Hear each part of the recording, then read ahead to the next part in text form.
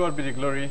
Welcome to Hot Seats. I'm Tunde Olaniro, and you know Hot Seats is a program where we'll bring you people that will teach you and will make you comfortable and see into the future what the future might look like. My name is Tunde Olaniro, and on this edition of the program I'm excited because I'm with a teacher of teachers when it comes to the profession of journalism and mass communication is concerned. My guest is Professor Layo Osho. If I go through the profile, you know that I have a big fish really in the house. Professor Layo Osho holds a PhD in mass communication from University of Leicester, England, after obtaining a BSc mass communication from University of Lagos in 1978. He worked as an information officer and reporter correspondent with the National Agency of Nigeria, NAN, before proceeding to the University of Ife, now Obafemi Awolowo University, for a master's degree in international relations as a Ford Foundation scholar. Thereafter, he taught at Ogun State Polytechnic, now Moshood Abiola Polytechnic at Abeokuta, where he rose to the position of deputy rector. He has taught at the Olabisi Onabanjo University Agowi and Caleb University Imota. He later joined Lagos State University, where he occupied the chair of Professor of Mass Communication. He was the immediate past dean, School of Communication, LASU. He was of Association of Communication Scholars and Professionals of Nigeria, ACSPN. Welcome to us, sir. Thank you very much. I'm really glad to have you in the house. Really. Thank you. Well, first of all, you have seen it all, literally, when it comes to mass communications. Now, how did it start? What spurred you into mass communications of all courses in the world? Yes, you know, when you are young, you have this fantasy, you want to be an engineer, you want to be a medical doctor and all that. But in my secondary school, we have a very vibrant press club, and then another club, the Literary and Debating Society. So I was involved in the two clubs at very high level. So that really gave me the opportunity. Then I was exposed to reading newspapers right from my primary school. You know, then, you know, in those days, the library of my primary school, do a very local primary Shagamu. We used to have the Daily Times every day supplied to the library, and we were encouraged to read newspapers. When I got to primary 6, I had the responsibility of that was when you had common entrance in. No, there was no common entrance. You go to each secondary schools, the secondary school will advertise, you obtain the form, you go for the interview and all that. So I had the responsibility of looking through and pasting on the board, you know, the announcements or the advert by these schools for my colleagues to see and then go home, tell their parents. The same thing in my secondary school also. We were exposed to reading newspapers, listening to radio. You know, listening to radio was part of the timetable, so to say. Wow. At every time during the day, you will go to the central place in the school where you will listen to WMBS. It was like, you know, some school subjects were taught, then we listen to the news. And sometimes we are, you know, advised to even summarize the news by our civic teacher. Then civic was a very serious subject in the curriculum. So this exposed me to the media, so to say, to news and all that. Then at home, you find elders at period in the day, they want to listen to radio. It was then the days of rediffusion. You have the box in the corner of the house, and, you know, people come, they listen. So that again gave me that, you know, feeling. Then in the university in those days, we were encouraged, you know, the mass comm department, UNILAG, was quite vibrant, you know. We had all the days newspapers were supplied. We have access to foreign magazines, Time magazine, Newsweek. So it was very, very, you know, a very rich environment to be exposed to the media.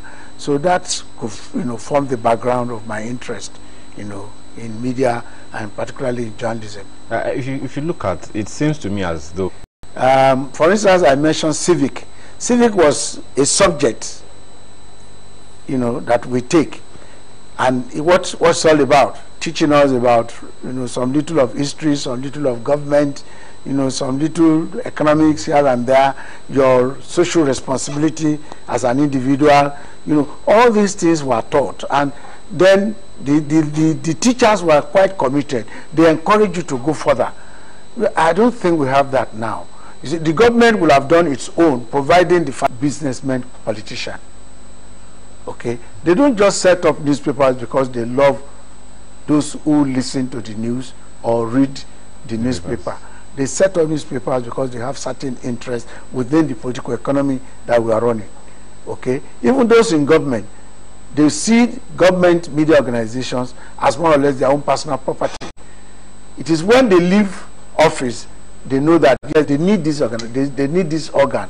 Okay, but when they are there, they tend to see it as their personal. They want to control it.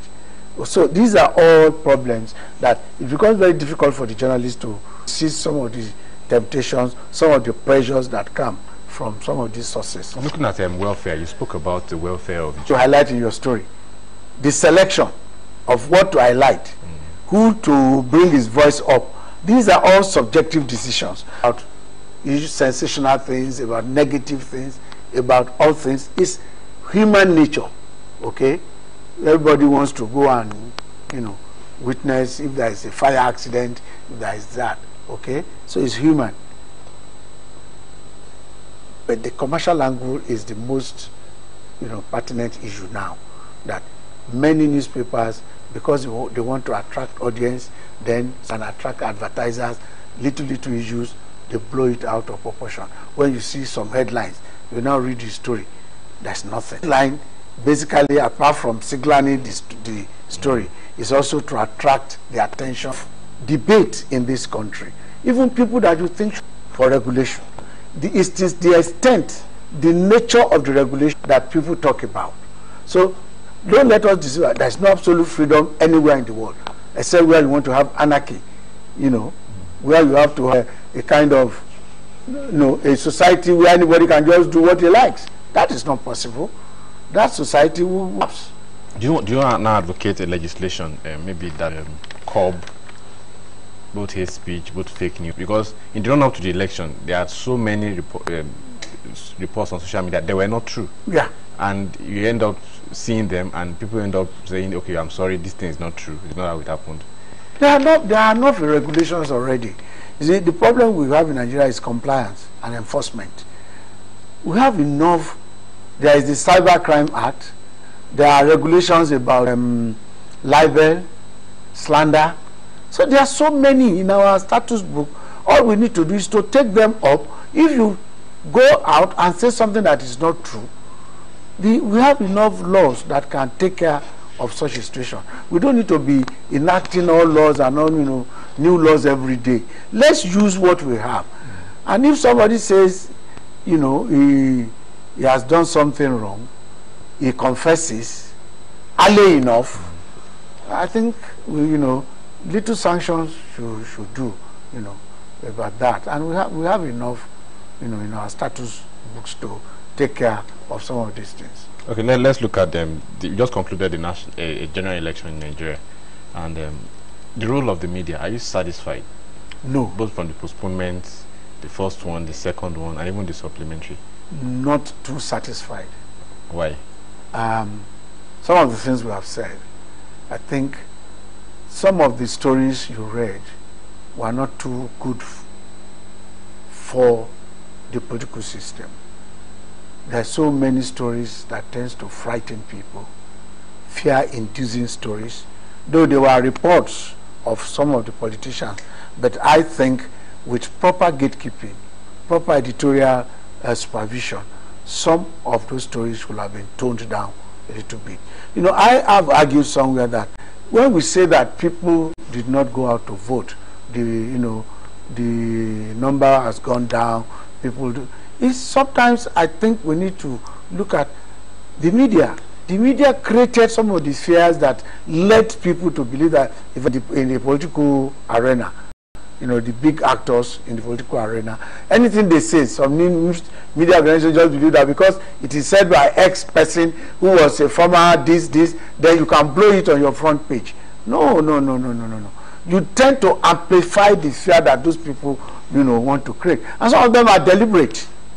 The media shouldn't have lent the public space for such deliberate attempt to whip up sentiments, ethnic divisions, promoting the politics of difference in this country. I don't think it is good for us. So I think our media managers now, the frightening headlines that we see in our newspapers every day. But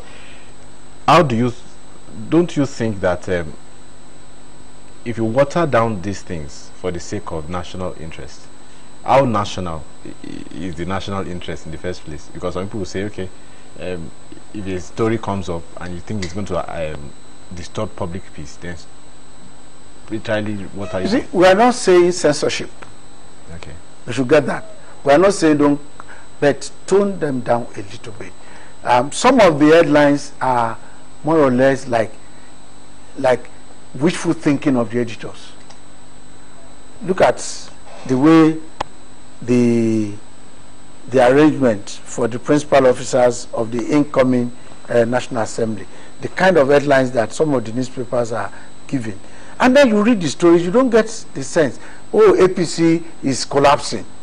And then you read the story because somebody said, oh, the person that the party has brought forward, we are not too pleased the way it has been done, and then you immediately conclude that for that reason the party is collapsing. I think that is overdoing it. That's overframing, so to say. So it's those kind of things that I think we need to really take another look at. Okay, let's look at young Nigerians now as we move further. In run-up to this election, I was part of those that went to cover the election, and I discovered that most of those that voted were old people, whereas the young Nigerians that were eligible to vote were playing football on the field. And these old people, max, in another 20-25 years, just about this country, or has the country made young Nigerians unserious?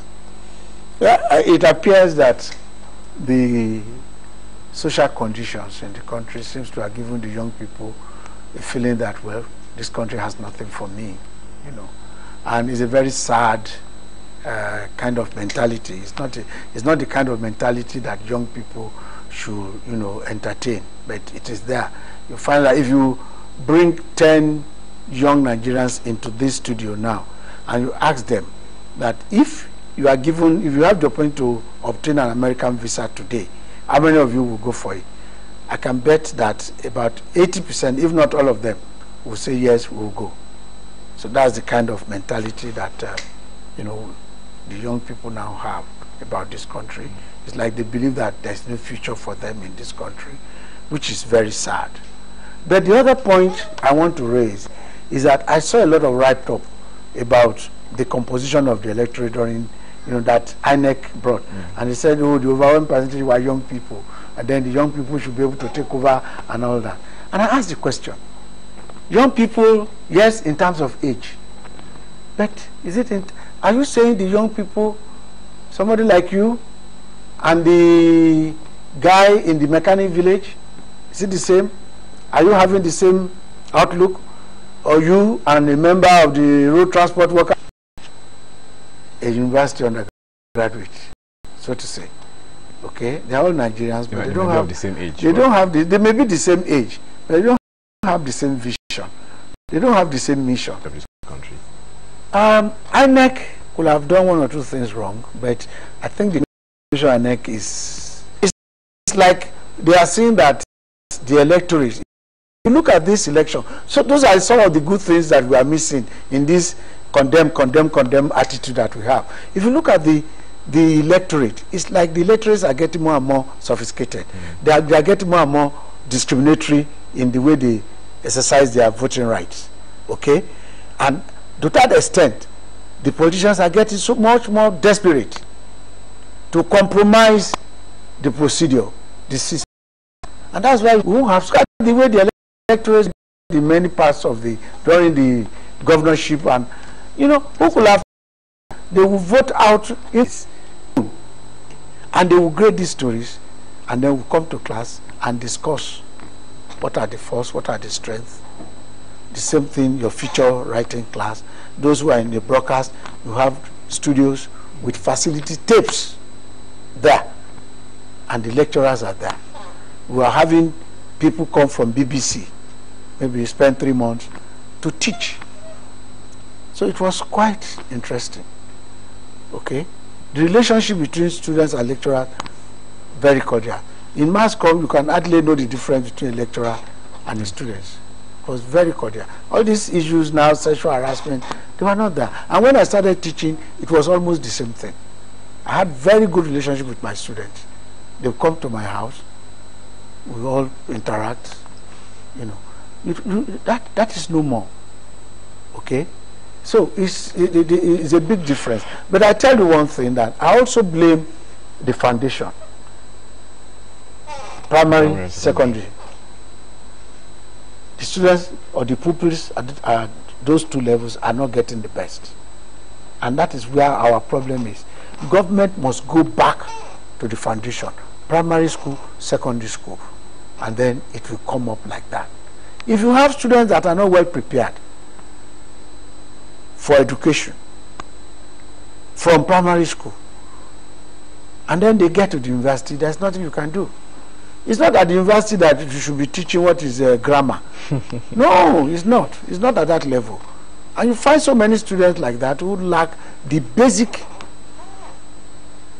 skills. You can teach. It's not at the level of university that you start teaching things that they should have known in primary school. So we need to go back. And we are missing it. Look at government primary schools. You go to some of these schools, how many pupils do you get there? Despite the qualification of the teachers there, they are better qualified. They are better qualified than those in the so-called private nursery and primary schools. But the pupils are not there. Some parents see it even as a kind of status symbol to send their pupils to some of these poorly equipped private primary schools, where you find those teaching them don't even have the school cert, paying them 5,000 naira a month. What kind of teaching would they do? So government must go back, re-equip the public primary school, make them functional, raise the status and the respect of the teachers there. You see some primary schools, the environment, the compound I'm talking about, is not even fit for cows. You see students sitting on the floor. What kind? Apart from education, what's the character that we are trying to build in such pupils? In our days, as a primary school pupils, you dare not walk across the lawn. The lawns are well maintained, everything. But now, go to school, you see, you can hardly even distinguish a football field in some of our primary schools. Some of them, the roof has caved in. And some people are saying they are commissioners for education. You know. It's not good enough. Okay, the parents, what role have they played in all of this? Because you see a situation where parents would go and pay for special centers, some pay to be helped in extra examination. Yes. Are they helping matter? Many parents are not helping. You are right. Many are not helping. There is this desperate attitude that no, my child must make it whatever costs. Do you know that some people bribe to get into secondary schools? Parents bribe to get their pupils or their children into some secondary schools. Federal government colleges, for instance. People pay so much to get their children into federal government colleges, and some of the big colleges in the states. They bribe teachers, bribe Ministry of Education officials. It's so terrible. Parents will come to bribe lecturers so that their children will not have carryover or things like that. And these are children, you know, they are not serious. Well. I was reading something from the Vice Chancellor of Ajayi Crowther University recently, where they have a parents forum. I was telling some of the things that the children are doing And when they are punished